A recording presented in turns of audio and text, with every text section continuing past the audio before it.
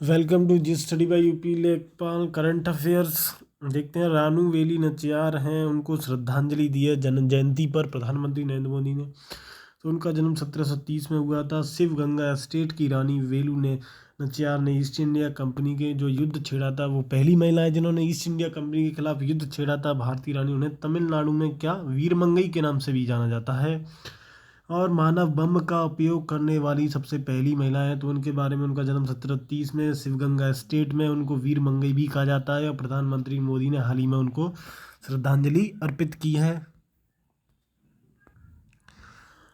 200 रुपये तक का ऑफलाइन भुगतान कर सकते हैं, आरबीआई कह रही है। ग्रामीण और शहरी इलाकों में डिजिटल लेन देन को बढ़ावा देने के लिए भारतीय रिजर्व बैंक आरबीआई ने प्रति ट्रांजैक्शन 200 रुपये तक के ऑफलाइन भुगतान को मंजूरी दे दी है। इसके लिए आरबीआई ने एक फ्रेमवर्क भी जारी किया है, लेकिन भुगतान की जो कुल सीमा है वो 2,000 रुपये से अधिक नहीं होगी।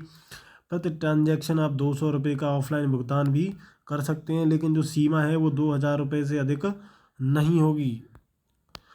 ऑफलाइन भुगतान, डिजिटल भुगतान से मतलब ऐसे लेन देन से है जिसमें इंटरनेट या टेलीकॉम कनेक्टिविटी की कोई ज़रूरत नहीं है। ऑफलाइन मोड के तहत कार्ड, वॉलेट, मोबाइल से आमने सामने भुगतान किया जा सकता है। याद रखेंगे कि इसमें कनेक्टिविटी की कोई भी ज़रूरत नहीं है। इसके तहत कार्ड, वॉलेट या मोबाइल से भुगतान, तीन चीज़ें हैं, कार्ड, वॉलेट या मोबाइल से भुगतान, जो कि आमने सामने किया जा सकता है।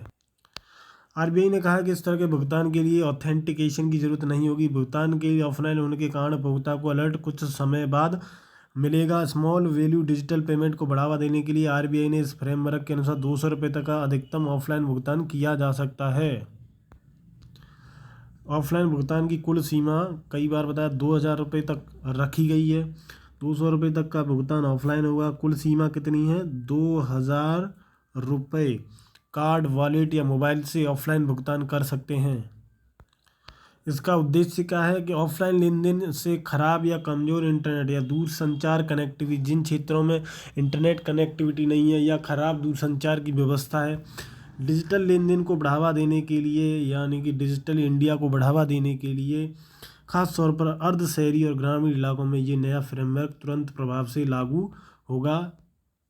कई बार पूछ लेता है कि कौन से देश में बिना चालक वाली ट्रेनों का ट्रायल किया जा रहा है, तो ब्रिटेन में बिना चालक वाली कार का ट्रायल किया जा रहा है। आप कहीं से भी, जैसे ओला है, आप कहीं से भी कहीं खड़े हैं तो आपको बुक करना है, तो ओला का कोई ड्राइवर नहीं होगा उसमें, आपके पास आएगी ड्राइवर लेस ओला। तो यही है बिना ड्राइवर, बिना चालक वाली कार का ट्रायल।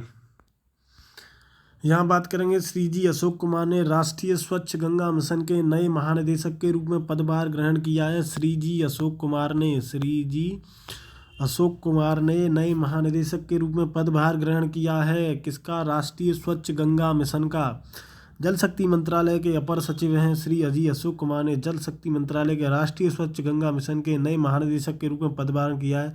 श्री अशोक कुमार भारतीय प्रशासनिक सेवा के तेलंगाना कैडर के 1991 बैच के अधिकारी हैं। 1991 बैच के तेलंगाना कैडर के अधिकारी हैं, जिन्होंने राष्ट्रीय स्वच्छ गंगा मिशन के महानिदेशक के रूप में पदभार ग्रहण किया है। श्री जी अशोक कुमार।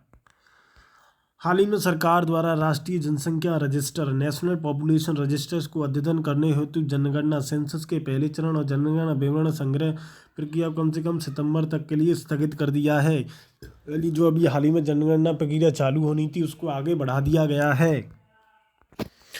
तो भारत में पहली जनगणना 1872 में लॉर्ड मेयो के अधीन शुरू की गई थी। इसके क्या कारण थे कि समाज में उत्थान करने हेतु, नई नीतियाँ बनाने हेतु, सरकारी कार्यक्रमों को तैयार करने हेतु सहायता प्रदान की जाए। इसको प्रदान करने के लिए हमारे पास आंकड़े होने चाहिए, इसके लिए जनगणना की गई थी। भारत में पहली संपूर्ण जनगणना वर्ष 1881 में हुई थी। तब से प्रति 10 वर्ष में एक बार निर्विघ्न रूप से जनगणना की जाती है। तो भारत में जनगणना कौन कराता है? भारत में 10वीं जनगणना के संचालन का दायित्व है भारत सरकार के गृह मंत्रालय के अधीन महापंजीयक एवं जनगणना आयुक्त कार्यालय, office of the registrar general and census commissioner को सौंपा गया है। तो याद रखेंगे, महापंजीयक एवं जनगणना आयुक्त। कई बार आपको गृह मंत्रालय वगैरह दे रखा हो, लेकिन कराता कौन है? महापंजीयक एवं जनगणना आयुक्त कार्यालय। तो ये थे महत्वपूर्ण करंट अफेयर्स, बहुत ही ज़्यादा महत्वपूर्ण है, उनको लेके आते हैं हम। धन्यवाद।